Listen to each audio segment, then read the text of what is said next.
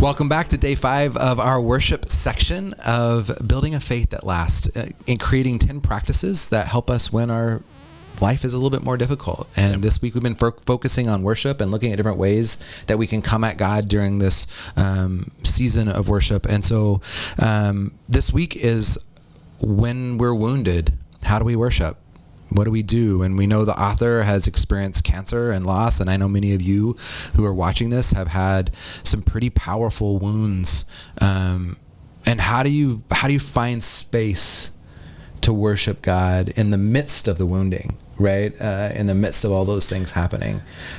Tammy, you're our care pastor, and so I'm gonna throw that at you. Like, what are some spaces that you know of or experiences you had of finding worship for God in the midst of being wounded? Well, I think it's a question of what is a source of pain that I can actually praise from, and she wraps it around. Kushat uses song, and we sometimes think of singing as a form of worship. For me, I don't sing. People ask me not to sing. And so what? Yes. And so for me, it was in reading this chapter, I was like, what is my song? Because I don't sing. Yeah. So it's don't let suffering steal your worship.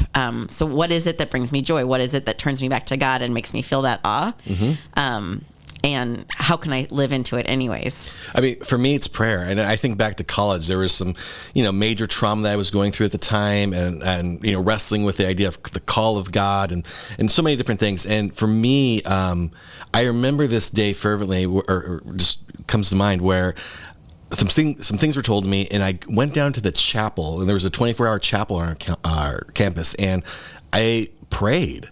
And that was my worship, if you would, ascribing worth to God. I prayed and I went to him because I was like, I don't know how to deal with this. And God, if you don't show up, I won't know what to do.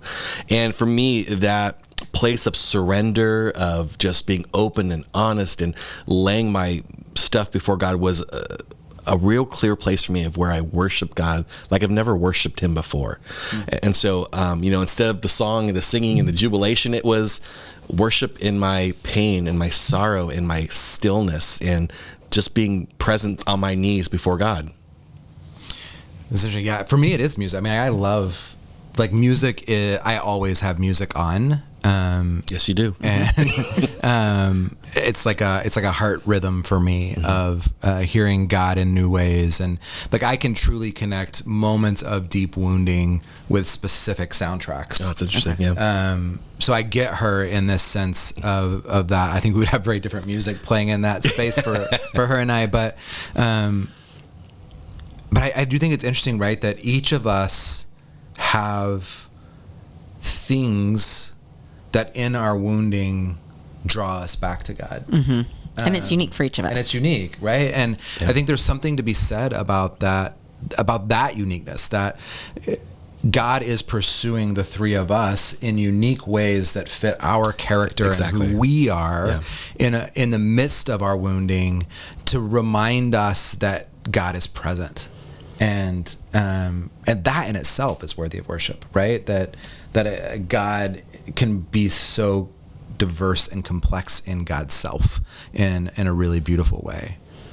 Absolutely. When I think of a person I knew that loved exercise and then was mm-hmm. just grounded and could not exercise, being able to take that first step out of the hospital room and just get into the hallway was a big deal. Yeah. And so it's like that step was their song. Yeah. Yeah. So what's your song? I mean, that's really the question. The praise that springs from the place of your pain is the most beautiful kind of music, is what Michelle reminds us. So our faith practice for today is to write down the places of your greatest pain. Maybe you just use a single word or a date if you would like. Doesn't matter. Then read the words of Psalm 42 aloud and kind of offer those up as a sacrifice of praise and a sacrifice of the pain that you have experienced or are experiencing. But we're so glad that you've been worshiping with us this week as we encounter this practice of worship, and we'll see you on Sunday.